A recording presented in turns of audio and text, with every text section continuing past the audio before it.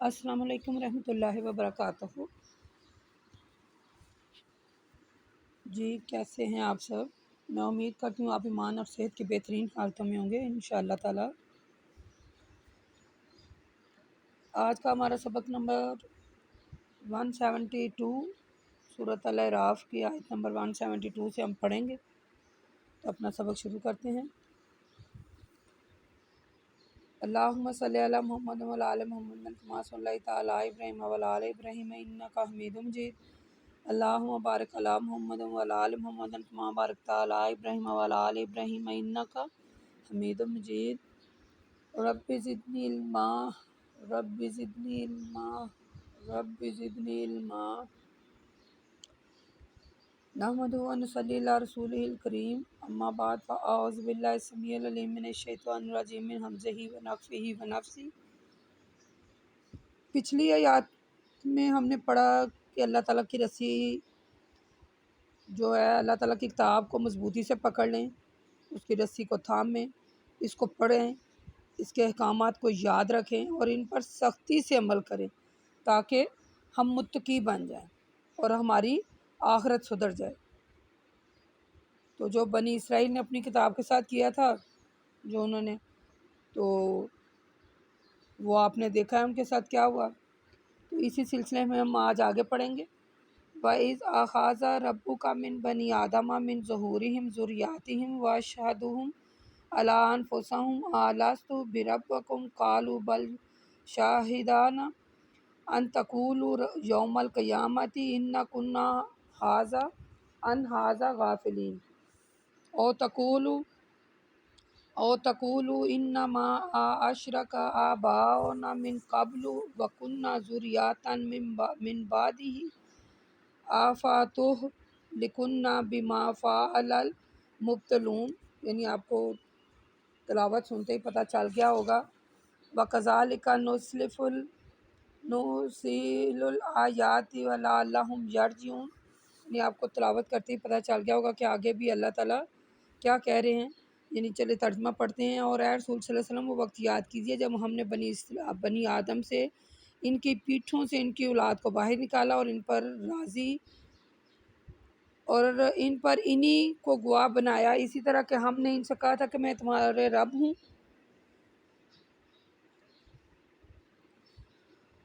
اللہ کہہ رہے ہیں اس میں کہ اے رسول صلی اللہ علیہ وسلم، جب بنی آدم سے ہم نے ان کی پیٹھوں سے ان کی اولاد کو باہر نکالا اور انہی پر گواہ بنایا، ٹھیک ہے، اور کہا کہ کیا میں تمہارا رب نہیں ہوں؟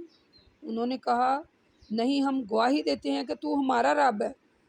تو اللہ نے کہا میں نے تم سے یہ اقرار اسی لیے کرایا ہے کہ کہیں تم قیامت کے دن یہ نہ کہہ دو کہ ہمیں تو خبر ہی نہیں ہوئی، یا تم یہ نہ کہہ دو کہ ہمارے آباء و اجداد نے شرک کیا تھا اور ہم تو ان کی اولاد تھے، ان کے بعد پیدا ہوئے تھے، جیسے ان کو کرتے دیکھا ہے ویسے ہی ہم بھی کرنے لگ گئے ہیں۔ تو کیا ہے اللہ تو ہم کو ان باطل پرست لوگوں کے اعمال کی وجہ سے ہلاک کر دے گا؟ اور اے رسول صلی اللہ علیہ وسلم، ہم اسی طرح یہ اپنی آیات کو علیحدہ علیحدہ بیان کریں تاکہ لوگوں کو سمجھنے میں کوئی الجھن نہ ہو اور کافر اپنے کفر سے باز آ جائے۔ اس کا جو ہے، یعنی اس کے بارے میں تفسیر تھوڑی سی میں آپ کو ایک اور بتا دوں۔ امام احمد صحیح سند سے یہ حدیث ہے، اللہ کے رسول صلی اللہ علیہ وسلم فرماتے ہیں اللہ تعالیٰ نے آدم کی پیٹھ سے ان کی اولاد نکال کر ان سے نعمان یعنی عرفات کے مقام پر عہد لیا تھا، اور وہ اس طرح کہ اللہ تعالیٰ نے آدم کی یعنی سلیب سے ان کی تمام اولاد جن کو اس نے پیدا کرنے کا ارادہ کیا تھا، ان کی سلیب سے انہیں باہر نکالا، پھر ان کو اپنے سامنے چیونٹیوں کی مانند پھیلا دیا، ٹھیک ہے۔ پھر اللہ تعالیٰ نے ان سے پوچھا کیا میں تمہارا رب نہیں ہوں؟ تو ان سب نے کہا کیوں نہیں، ہم گواہی دیتے ہیں کہ تو ہمارا رب ہے۔ یعنی یہ جو واقعہ ہے، حدیث میں نے آپ کو سنائی ہے، یہ اسی طرف اشارہ کہ اللہ تعالیٰ نے تمام دنیا کے تمام یعنی مشرکین کو ابتدائی دور میں اقرار یعنی یاد دلایا، تو جس میں انہوں نے کہا تھا کہ صرف اللہ ہی ان کا رب ہے اور وہ صرف اسی کو اپنا رب سمجھیں گے، کسی دوسرے کو نہیں۔ تو پھر اللہ نے کہا مشرکین وہ واقعہ یاد ہے جب آپ کے رب نے وعدہ لیا تھا ہم، تو انہی میں سے ان پر گواہ بنائے تھے، تو بتاؤ کہ میں تمہارا رب ہوں، تو پھر انہوں نے کہا ہم گواہی دیتے ہیں کہ تو ہمارا رب ہے۔ ہم، تو پھر اللہ آگے کہتے ہیں کہ یہ جو کچھ یہ کچھ تم یعنی کہ شرک کر رہے ہو، پھر اس کی سزا انہیں ملے گی۔ تو پھر اللہ کہتے ہیں اس میں ہمارا تو کوئی قصور نہیں ہے نا، کہ میں نے تو تمہیں اپنی آیت کھول کھول کر بتا دیا تمہیں۔ ہم، اور یہی وہ عہد ہے جو انسان کی فطرت میں داخل کیا گیا، اگر دوسرے عوامل اس کی فطرت کو خراب نہ کریں تو انسان اس عہد کی بنا پر توحید پر قائم رہے۔ ٹھیک ہے۔ وَاتْلُ عَلَيْهِمْ نَبَأَ الَّذِينَ آتَيْنَاهُمْ آيَاتِنَا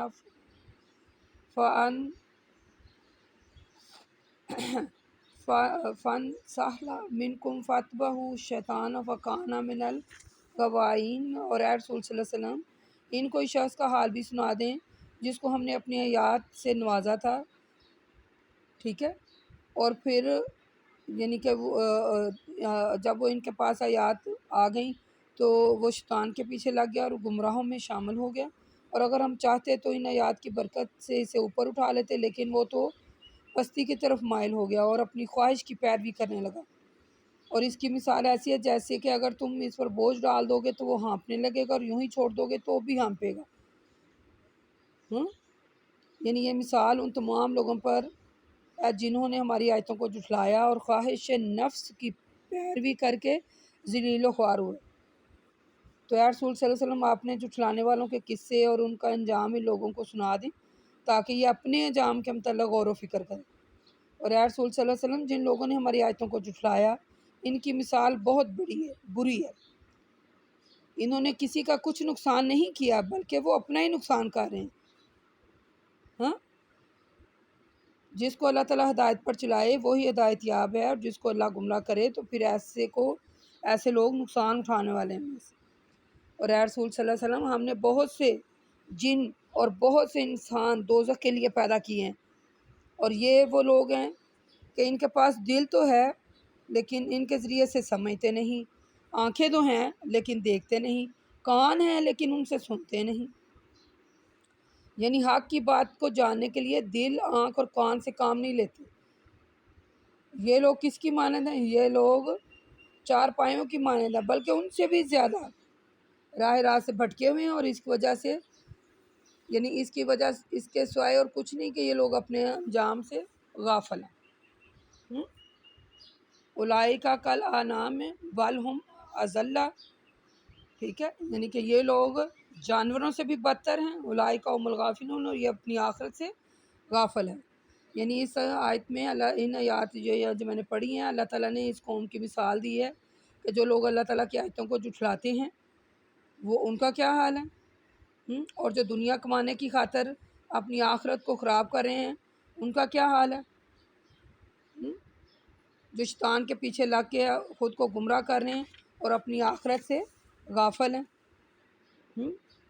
اللہ کو سب خبر ہے جو کچھ تم کر رہے ہو، ٹھیک ہے۔ اللہ تعالیٰ جو انسان ہدایت پانے کی کوشش کرتا ہے اللہ اسے ہدایت دیتا ہے، اور جو اس سے دور ہوتا ہے، جیسے اللہ کہہ رہے ہیں کہ اللہ تعالیٰ نے جن اور انسان پیدا کیے ہیں جو دوزخ کے لیے، ان کے پاس کان ہیں، آنکھیں ہیں، وہ دیکھتے ہیں اور سنتے ہیں، دل ہے، سمجھتے ہیں، یعنی لیکن اللہ کہتے ہیں ان کے پاس سب کچھ ہے لیکن یہ اپنی زندگی ان جانوروں کی طرح گزارے ہیں۔ ان کے پاس بھی آنکھیں ہیں، کان ہیں، دل ہے کہ نہیں؟ تو یہ ان جانوروں کی طرح گزارے ہیں اپنی زندگی اور یہ آخرت سے غافل ہے۔ تو اللہ تعالیٰ کہتے ہیں وَلِلَّهِ الْأَسْمَاءُ الْحُسْنَىٰ، یعنی اے ایمان والو اللہ کے اچھے اچھے نام ہیں، انہی ناموں سے پکارو، اور جو لوگ اللہ کے ناموں میں کمی پیشی کرتے ہیں ان سے کنارہ کش رہو، اور جو کچھ یہ لوگ کر رہے ہیں عنقریب انہیں سزا ملے گی۔ یعنی اللہ تعالیٰ کی جو بے شمار صفات ہے، جو اللہ تعالیٰ کے نام ہیں، یعنی اس آیت کا منشا یہ ہے کہ ایسے نام جن سے نقص کا پہلو نکلتا ہو ان سے اللہ تعالیٰ کو نہیں پکارنا چاہیے۔ بعض قوموں کو ایسے نام لائے ہیں جو قطعاً اللہ تعالیٰ کے شان نہیں، مثلاً یہ جو میں آیت ہے یہ لکھ لیں، مثلاً خدا، گاڈ، بھگوان۔ خدا کیا ہے؟ یعنی اے ایمان والو اللہ ان کے یعنی یہ نام استعمال نہ کرے، خدا، گوڈ۔ مثلا جب آپ گوڈ یعنی وہ ہوتا ہے نا گڈ گو لفظ، گڈ یعنی جب آپ یہ لفظ ریگولرلی استعمال کریں گے تو آپ کے منہ سے یہ لفظ غلط بھی نکل سکتے ہیں، تو صرف اللہ کا لفظ استعمال کریں۔ ہم نے بسم اللہ الرحمن الرحیم کی تفسیر میں یہ میں نے آپ کو بتایا تھا نا کہ اللہ کو اچھے اچھے ناموں سے یاد کرو، ٹھیک ہے۔ وَمِمَّا خَلَقْنَا أُمَّةً يَهْدُونَ بِالْحَقِّ وَبِهِ يَعْدِلُونَ، یعنی جن لوگوں کو ہم نے پیدا کیا اور ان میں سے بعض لوگ ایسے ہیں کہ حق کا راستہ بتاتے ہیں اور اسی حق کے مطابق انصاف کرتے ہیں، اور بعض لوگ ایسے ہیں جنہوں نے ہماری آیتوں کو جھٹلا دیا اور ہم ان کو بتدریج اس طرح پکڑیں گے کہ انہیں خبر بھی نہ ہوگی۔ یعنی اللہ کہتا ہے کہ میں انہیں ڈھیل دیتا ہوں، ٹھیک ہے، اور یقیناً میری تدبیر بڑی مضبوط ہے۔ یعنی اللہ تعالیٰ پھر بار بار لوگوں کو کہہ رہے ہیں کہ جن لوگوں کو ہم نے پیدا کیا یکساں نہیں ہے، ایک جیسے نہیں ہے، جو لوگ ہدایت اللہ سے مانگتے ہیں اور حق کے ساتھ ہدایت کے ساتھ زندگی بسر کرتے ہیں، ان کا اور دوسرے لوگوں میں فرق ہے۔ تو جو اللہ ان دوسرے لوگوں کو یہ ڈھیل دے رہا ہے، اس کا مطلب کیا ہے کہ وہ اس غفلت میں پڑے ہوئے کہ اچانک انہیں عذاب میں گرفتار ہو جائیں گے، پھر وہ اس سے بچ کر کہیں نہیں جائیں گے، ٹھیک ہے۔ اولم یتفکرون ما بصاحبہم من جنۃ ان ھو الا نذیر مبین، کا ان کافروں نے غور نہیں کیا کہ ان کے صاحب یعنی ہمارے رسول کو کسی قسم کا جنون نہیں ملا، وہ تو اعلیٰ اللہ کی طرف سے ڈرانے والے ہیں۔ یعنی کفار جو تھے رسول اکرم صلی اللہ علیہ وسلم کو دیوانہ کہا کرتے تھے نا، تو اللہ تعالیٰ نے اس قول کو قرآن مجید میں کئی جگہ بیان کیا ہے۔ سورۃ حجرات، سورۃ دخان میں ہم پڑھیں گے انشاءاللہ اس کا ذکر، کہ اللہ تعالیٰ نے یعنی کہ اللہ تعالیٰ کہتے ہیں اے دنیا کے انسانوں، رسول صلی اللہ علیہ وسلم کی زندگی آپ کی تعلیمات پر غور کریں کہ جیسے انہوں نے زندگی گزاری ہے ویسے ہی زندگی گزاریں، اور جن باتوں کا وہ حکم دے رہے ہیں ان باتوں کو مانیں۔ اولم ینظرون فی ملکوت السماوات والارض وما خلق اللہ من شیء، اللہ کہتے ہیں کہ کیا انہوں نے نہیں دیکھا کہ آسمان اور زمین کی عظیم الشان سلطنت اور اس کے علاوہ تمام چیزیں جو اللہ تعالیٰ نے پیدا کی ہیں انہی کی طرف نظر نہیں کی، کہ ان کی موت کا وقت قریب آ پہنچا اور مرتے ہی وہ عذاب الہی میں گرفتار ہو جائیں گے، اور اگر اب بھی وہ ایمان نہیں لاتے تو پھر اس کے بعد اور کسی چیز پر ایمان نہیں لائیں گے۔ اور اے اللہ کے رسول، جن کو اللہ گمراہ کرے یعنی اللہ کے قوانین کی ہدایت کے مطابق یعنی راستہ تلاش نہیں کرتا تو اسے ہدایت پر چلنے والا اور کوئی نہیں ہے چلانے والا، اور اللہ انہیں اسی حال پر چھوڑ دیتا ہے کہ وہ اسی میں اپنی سرکشی میں بھٹکتے رہیں۔ یہ لوگ آپ سے قیامت کے بارے میں سوال کرتے ہیں کہ کب واقع ہوگی، آپ کہہ دیں اس کا علم تو میرے رب کو ہے۔ انما علم عند ربی، یعنی آپ کہہ دیجیے کہ اس کا علم صرف میرے رب کے پاس ہے، اور وہ ایک مقررہ وقت پر ظاہر کر دے گا۔ اے لوگو، وہ آسمان میں اور زمین میں ایک بڑی بھاری آفت ہوگی، اچانک تم پر واقع ہو جائے گی۔ اور اے رسول صلی اللہ علیہ وسلم، یہ لوگ وقوع قیامت کے متعلق آپ سے سوال کرتے ہیں، آپ ان سے بخوبی واقف ہیں کہ آپ کہہ دیجئے کہ اس کا علم صرف اللہ کو ہے، ٹھیک ہے۔ لیکن بات یہ ہے کہ اکثر لوگ اتنی سی بات بھی نہیں جانتے۔ کلو انما علم عند اللہ ولکن اکثر الناس لا یعلمون، یعنی بعض جو لوگ ہیں وہ اتنی سی بات بھی نہیں جانتے۔ یعنی گزشتہ آیت میں اللہ تعالیٰ نے محمد صلی اللہ علیہ وسلم کی رسالت کی دلیل قائم کی اور اس پر ایمان لانے کی دعوت دی، تو ان آیات میں اللہ تعالیٰ نے اپنی توحید کے دلائل بیان کیے ہیں کہ ان پر ایمان لانے کی دعوت دی ہے، ٹھیک ہے۔ تو اگر پھر بھی انسان نہیں سمجھ رہا تو پھر اللہ یعنی وہ سرکشی میں بھٹکے ہوئے ہیں، ٹھیک ہے، کبھی کوئی سوال کرتے ہیں کبھی کوئی، جس کا ان سے کوئی لینا دینا نہیں ہے، تو پھر اللہ انہیں چھوڑ دیتا ہے اور انہیں ڈھیل دیتا ہے اور مہلت دیتا ہے، ٹھیک ہے۔ ہمارے نبی کریم جو صلی اللہ علیہ وسلم ہیں بار بار کفار کو قیامت سے ڈراتے تھے نا، لیکن کفار بار بار مذاق اڑاتے تھے، کبھی پوچھتے ہیں قیامت کب آئے گی، کبھی کچھ کبھی کچھ۔ تو اللہ کہتے ہیں انہیں بتا دیں کہ قیامت کا علم صرف اللہ ہی کو ہے، اور وہ ایسے واقعہ ہو جائے گی کہ تمہیں پتہ بھی نہیں چلے گا، ٹھیک ہے۔ تو زمین اور آسمان کی عظیم و شان جو سلطنت ہے، اس میں بہت سی نشانیاں ہیں کہ انسان انہیں سمجھے، ٹھیک ہے۔ اور سوال جو ہے نا، سوال کرنے سے یعنی بے جا سوال کرنے سے گریز کریں، ٹھیک ہے۔ جو اللہ تعالیٰ نے ہمیں حکم دیا اس کتاب میں، ان دلائل ان احکامات پر عمل کریں اور اپنی زندگی کو صحیح کرنے کی کوشش کریں، ٹھیک ہے۔ آگے اللہ تعالیٰ کہتے ہیں اے رسول صلی اللہ علیہ وسلم آپ کہہ دیجیے میں تو نفع نقصان کا بھی اختیار نہیں رکھتا۔ چلے ٹھیک ہو گیا نا اب، کہ جو اللہ چاہے، نہ میں غیب کی باتیں جانتا ہوں اور اگر میں غیب کی باتیں جانتا ہوتا تو بہت سی بلائیاں جمع کر لیتا اور مجھ میں تو کوئی برائی نہ پہنچتی، میں تو بس سرکشوں کو ڈرانے والا اور ایمان لانے والوں کو خوشخبری سنانے والا ہوں۔ چلیں ٹھیک ہو گیا نا، سکون ہو گیا آیت سن کر۔ یعنی یہ جو لوگ کہتے ہیں نا کہ مثلا اس میں اس بات کی بھی نشاندہی ہو گئی ہے کہ آپ صلی اللہ علیہ وسلم غیب کی باتیں نہیں تھے جانتے، یعنی اس آیت سے ہمیں یہ پتہ چل گیا کہ آپ صلی اللہ علیہ وسلم غیب کی باتیں نہیں تھے جانتے، آپ صرف وہی بات جانتے تھے جو اللہ بتاتا تھا، ٹھیک ہے۔ تو اس میں اللہ تعالیٰ کہتے ہیں نبی ان سے کہہ دو کہ میں نفع نقصان کا اختیار بھی نہیں رکھتا، اگر مجھے پتہ ہوتا تو میں اپنے لیے بہت سی نیکیاں اکٹھی نہ کر لیتا یا بہت سی بلائیاں جو وہ جمع کر لیتا۔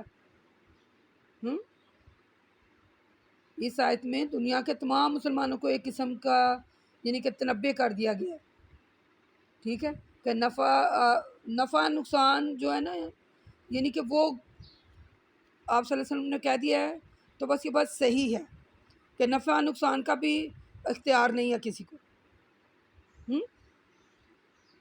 صرف اور صرف، ٹھیک ہے، اللہ تعالیٰ کو پکاریں، کسی دوسرے کو پکارنا کھلم کھلا شرک ہے۔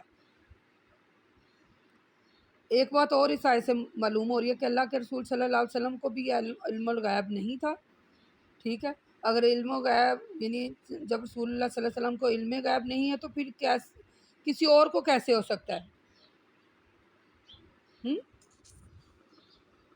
تو نفع اور نقصان کا مالک صرف اللہ ہے، اس کے علاوہ اور کوئی نہیں ہے، ٹھیک ہے، اسی کو اپنا حاجت روا سمجھیے، اسی سے مدد طلب کیجیے، وہی عالم الغیب ہے۔ تو آج کا سبق یہیں تک ہم پڑھتے ہیں، ٹھیک ہے۔